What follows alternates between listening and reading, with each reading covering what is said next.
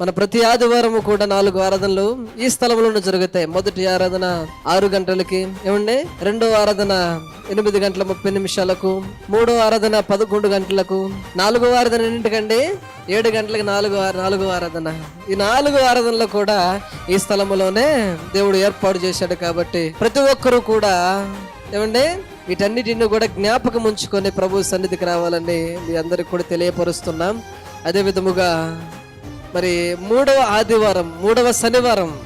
శనివారము ప్రత్యేకమైనటువంటి స్త్రీల కూడుకుంటుంది. కాబట్టి మరి అందరూ స్త్రీలైనటువంటి వారందరూ కూడా దేవుడు మనకి ఇచ్చినటువంటి ఆ శ్రేష్టమైనటువంటి అవకాశమును మనం సద్వినియోగం చేసుకునే వారుగా ఉండాలా.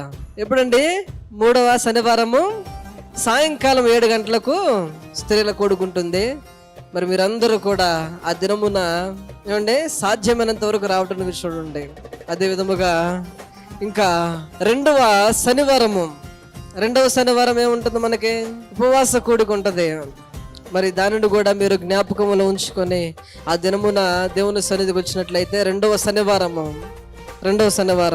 ఆ ప్రభు సన్నిధిలో మనం అందరం కూడా ఉపవాసం ఉండి, ఏమండి, పరిచర్య నిమిత్తం అయితేనేమి, నశించిపోతున్నటువంటి ఆత్మ నిమిత్తం అయితేనేమి మనమందరం కూడా ప్రార్థించేవారమై ఉన్నాం. కాబట్టి వీటన్నిటిని కూడా, ఏమండి, మీ మనసులో పెట్టుకోవాలని ప్రభు పేట మనవి చేస్తున్నాను.